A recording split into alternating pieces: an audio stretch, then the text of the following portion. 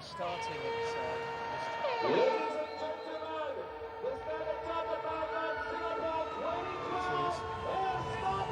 how do I conduct my race? What do I do in the early stages? And you have to watch what others are doing. There were one or two little surges, but nothing too impressive. John Coleman, who's wearing the headband, had come here with, I know, high expectations, and I think he was a real disappointment. He was the one who agitated a little bit early on, made a couple of little surges.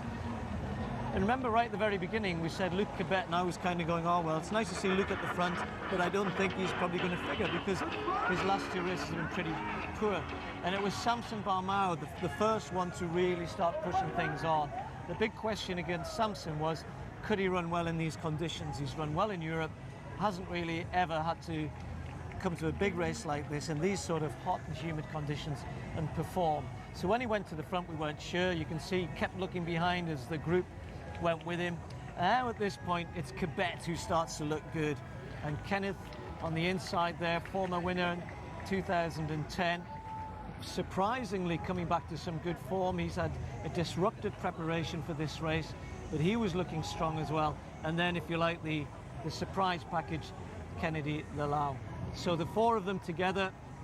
Cabet, to me, though, was the one dictating. He was always the one that the others were looking to. He was always the one sort of ready to push things or bring the others back if somebody else made a bit of a move. So Cabet, comfortable at this point, and Kennedy Lalau, not someone that the others would run against. And when you don't know your competitor, you're moving into these latter stages here, and you're still feeling each other out. And when Kenneth tried to push on here a little bit, at first we thought, okay, this is a good effort from him. Remember how well he ran down the hill? But he wasn't able to maintain that. And actually, of this group of four, he was the first to fall off. So then Cabet's beginning to look like a winner. Cabet's beginning to look comfortable, looking nice and relaxed. And with his experience, won here twice before, course record holder, I think the other two would have been thinking he's the man to beat. And for a period of time, Luc Cabet was in the reckoning along with Leland Kennedy, and until this stage of the race where there was a bit of confusion, and this was towards the end, the last 200, 300 meters of the race. Yeah, it had just happened just before that, and he's had to work hard to get back to Kennedy Lalau. You know, he's gone wrong, he's lost 20 meters, he's sprinted to get back, he's still trying to make an effort, but he's tired, he's gone. He's made his big effort and he can't respond a second time. So when the push comes, and it wasn't a massive sprint, he just stretched out. He's a big guy, nice long striding out there, very strong at the end of the race. I don't think he would have come here expecting to win this. I think he would have hoping, you know, when you enter on your own, you're not in the elite race, you're hoping, hey, maybe I can get in the top 10, pick up a good prize. But he got the ultimate prize today. He came here and won perhaps one of the biggest races he's ever won in his career. And it was interesting to note that after the race, when we did speak to Leland Kennedy, he said that he didn't have enough water. His biggest complaint about the race was the fact that he didn't have enough water to drink. But it didn't seem to hamper his progress in this race. Well, it didn't, but we saw the athletes at the water stations. It's so important. They know how important it is. And if you were going to grab a cup of water, and there's nothing in it, that's not good, you know. So whether the water stations weren't ready, whether they weren't prepared, they didn't have enough water out there ready for the leaders, they got there earlier than they thought, I don't know. But obviously he wasn't happy about that, and he's right. You know, it's so important. You cannot, if you've got an event on in this sort of weather, that's important. So yes, no wonder in the interview afterwards he wasn't very happy. Now, one of our partners in the apparel department and the gear department has been ASICS, and they've been very generous with their contribution this year. Let's visit with their marketing manager, Sam Chu. Sonia is standing by with them right now. I'm at the ASICS booth right now, and of course ASICS is the official apparel sponsor of the marathon, and with me we have the marketing manager of ASICS Oceania, that's Mr. Sam Chu. Thank you for joining us, Mr. Chu. How are you today? Fantastic. The weather has been great. I was here last year, and this year's just been much better. Fantastic. Fantastic. Now, how has partnering with the marathon improved the ASICS brand and market share? I think traditionally ASICS is a brand that's the choice of serious runners, but being a partner of a people's event where we can expose our brand and product to 50,000 people or more, It means more beginner runners, less serious runners, casual runners can be exposed to our brand and product, so that we could, I guess, try and grow our market share that way by being able to communicate to more people than we were previously able to. So yeah, this is a fantastic event for us to basically introduce our brand to people that don't know us yet. So I think it's fantastic, and the runners look fantastic as well. And in your opinion, how do you think this event sponsorship has benefited the runners and participants of the marathon? in terms of the runners and participants, we provide them with a singlet for the day, so everybody gets a singlet, and it's a lightweight performance fabric that helps them transport moisture away from the skin, and it's cut to fit the body better so that you perform at your best. And then at the expo, we obviously showcase our product, our footwear, our apparel, and we also run a foot ID campaign where we help runners identify what their foot types are and introduce to them what type of shoes they should be wearing. So it's a case of, head to toe endorsement from us. I think that's fantastic indeed. And ASICS is no stranger to this marathon. And what is different this year compared to other years? Other years, we'll probably do the same at the event pretty much every year. So this year, like I said before, the weather's fantastic. So I think the runners are more comfortable, and as a result, I think they'll enjoy the event more. I think that's fantastic. Thank you so much for coming to join us, Mr. Sam Chew. Thank you very much. We're going for a short break right now, but do stay with us. And when we come back, we'll take a look at the women's highlight. Welcome back. Much like the men's race, there was some confusion towards the end of the women's full marathon in the elite category, but there was no surprise as to who won in the end, because it was Irene Kosgei crossing the line for the third consecutive year. And Steve, when I said there was no surprise, it's only because you almost get the sense that she has a sense of this course and it suits her eye to a T. Yeah, absolutely. I mean, we'll have a look at the highlights package of this race, and it's one where followed a similar pattern to the men's, in the sense that early on there was no real pace on, and everyone was looking at each other. And I think there was a few women, and Philomena Church was a bit of an unknown package coming into this, and that's something which Kosgei would have had to contend with and think about. She would have had the confidence coming to this, but when you get people that you're not sure about, then it makes it more difficult. So she doesn't like going to the front anyway, so there was no surprise that we didn't see Kosgei early on. It was no surprise that she didn't want to push the pace. No surprise that she was happy for it to stay slow.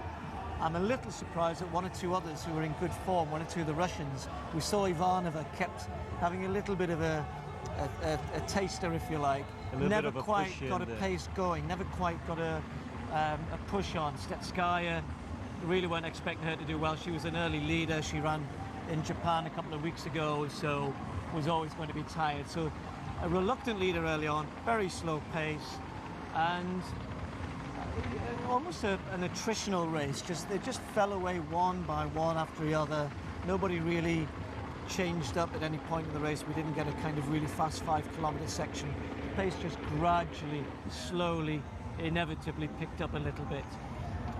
Over on the far side, the blonde hair and the dark streak, Prokopyeva, the debutante, has run a couple of really good 10,000 meter races this year, and she said that she was hoping to come run well here. But to come to this race for your first ever marathon, big risk. So she's been rewarded with a good performance. But the point to note is she's not in this group. She's nowhere near this lead group, and she comes through and finishes third. And that's because when these guys started to push away, she was still sticking with that sort of early pace. And once this group started to break up, although it wasn't that fast, as soon as they fell away from this group, they slowed down. And she was able to move through one by one and come through. So we'll see her towards the finish, but ahead of her, it boiled down to a race between these two. Kosgei, as you said, 2 times winner, knows what it's about, knows the finishing stages, but was under pressure here. And Church, on this hill, realised that, no respect given, decided to push on a little bit, and actually got about a 10-15 metre gap up this hill. Couldn't hold it, and I think that's where, I mean, we'll see that she goes the wrong way as well toward the finish. But if she could have pulled away at that point, that might have done it for Kosgei. But she didn't. She got back to her, And then, like in the men's race, when they came into the latter stages, poor Church makes the wrong turn. You'll see, now watch this. Why doesn't she follow Kosgei? Yeah, that's my question, because if you're looking at the replay right now, Kosgei makes the right Yes. turn, which is the left turn, and Church decides to go off Bizarre. on a meander. Absolutely Yeah. bizarre. She's either thinking Kosgei's got this wrong and I know where to go. I just wonder whether in a walkthrough at some point they'd been told that was the way to go, or just thought it was the way to go. Kosgei knows, been here before, knows which way to go. And then watch here, that's a 25-metre gap. It closes to about a 5-metre gap. So what that tells you is that result might have been different if Church had not made that rather bizarre decision to take that right-hand turn. So Kosgei now looking behind, anxious, tired, big effort. The spur of winning this race for the third time is there, but Church pushing hard, trying to vainly run down Kosgei. But I'm pleased for it. You know, if you come as the pre-race favourite and you manage to carry it off, that's never an easy thing to do. So 3 wins here, brilliant run.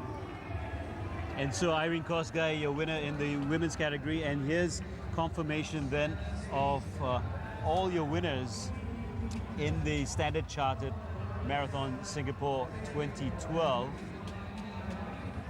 And you can see the women's results. That's confirmation of it. Irene Kosgei crossing the line in 2 hours 37 minutes and 53 seconds, and coming in just behind her, that must be said, a very disappointed Philomena Checha in just 3 seconds. And those were the 3 seconds, Steve, you were talking about, she could have made up.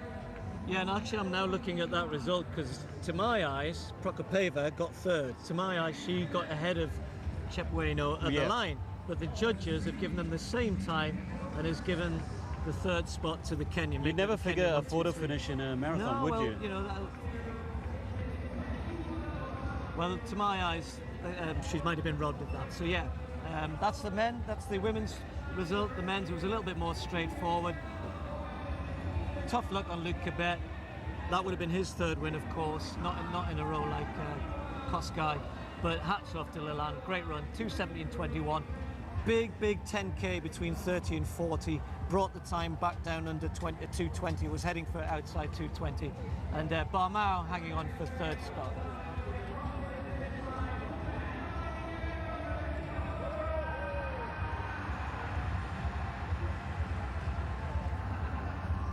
Right, again, like we said before, the very generous sponsor of this event in the apparel and gear department, the shoe department, is ASICS, and standing by with Hirosuke Matsumoto, the senior general manager of ASICS, is Sonia again.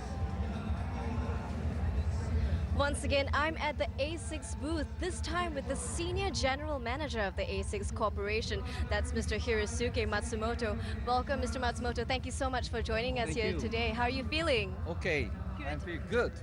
Could you share your thoughts on the Standard Chartered Marathon Singapore 2012? Okay, our ASICS vision is to create the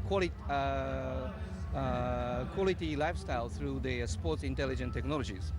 And we've been challenging to produce an advanced functional sport product and services which come from our experience, knowledge of Sports Institute of Technologies. And I think runners can enjoy an ASICS, true ASICS experiences with the especially running apparel, which is a singlet. And the other one is we believe that the runners can enjoy our technical services available in our expo booth. It was in the past, yesterday. And speaking of singlet, we adopted a new design, which is a blue gradation print.